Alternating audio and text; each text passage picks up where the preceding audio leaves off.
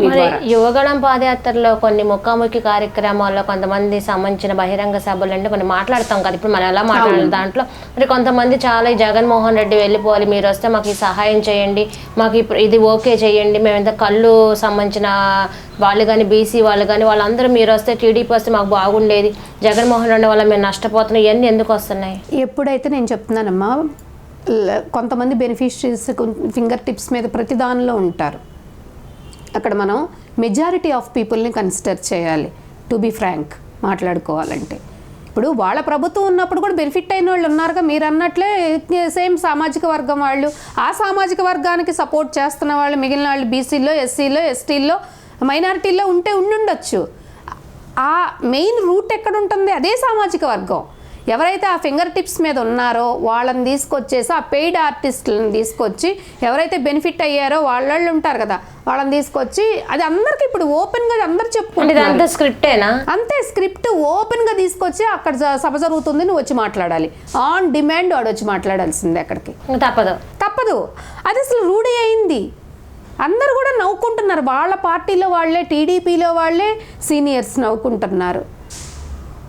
జనసేనలో వాళ్ళు ఆల్రెడీ ఏడుస్తున్నారు, రేపు మా గతి అదో గతి, ఏంటి ఇలా అయిపోయింది అని. ఏం చేయాలి? దానికి తెలంగాణ ఎలక్షన్స్ కూడా నిదర్శనమేగా.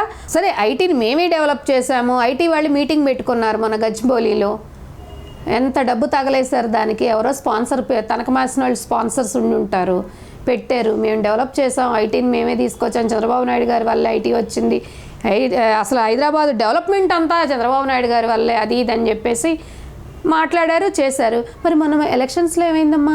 అసలు ఓటు ఎందుకు వేయడానికి రాలేదు సిటీలో కొంతమంది? ఓటింగ్ శాతం ఎంత ఉంది? షేమ్ కదా. 33%, బిలో 40, అవునా కదా? బిలో 40 ఓటింగ్కి వచ్చారు. మరి సిటీలో మొత్తం బీఆర్ఎస్ఏ వచ్చిందిగా, కాంగ్రెస్ ఎందుకు రాలేదు? కాంగ్రెస్కి సపోర్టర్గా ఉన్నారు కదా మరి టీడీపీ. అందరు నవ్వుకుంటున్నారు. ఇప్పుడు రేవంత్ రెడ్డి పాలించబోతున్నాడా, చంద్రబాబు నాయుడు పాలించబోతానన్నాడా అని కన్ఫ్యూజన్లో ఉన్నారంట. అక్కడ కాంగ్రెస్ రావడం వల్ల ఏంటంటే దానికి సంబంధించిన కాంగ్రెస్ రావడం వల్ల ఇక్కడ వైసీపీకి మైనస్, ఎందుకంటే ఖచ్చితంగా అక్కడ కాంగ్రెస్ వచ్చింది కాబట్టి ఇక్కడ చంద్రబాబు నాయుడే వస్తాడు, జగన్మోహన్ రెడ్డి పని అయిపోయింది. కళ్ళ కనొద్దని చెప్పమ్మా. ఇప్పుడు ఏంటంటే డిస్కషన్స్ నడుస్తాయి, అంతే సింపుల్గా డిస్కషన్స్ నడుస్తాయి. కానీ అసలు ఏ ఈక్వేషన్స్ మీద? సరే, మీరు అన్న క్వశ్చన్కే ఆన్సర్ చేస్తాను. మరి ఇందాక నేను చెప్పాను, డెవలప్ చేసాం ఐటీ, నేను హైదరాబాద్ సిటీనే డెవలప్ చేసాం అన్నప్పుడు హైదరాబాద్లో కాంగ్రెస్ ఎందుకు గెలవలేదు? సిటీలో అదే ఈక్వేషన్ ఇక్కడ ఇంప్లిమెంట్ చేసినట్లయితే తెలిసిపోతుందిగా అక్కడే మీకు. అంటే ఇక్కడ సిటీలో వైసీపీ వస్తుంది, రూరల్లో టీడీపీ వస్తుందా? సమస్య లేదు, రూరల్లో అసలు రాదు. నేను హైదరాబాద్ అని మీరు అన్నారని నేను దానికి అంటున్నాను అనమాట.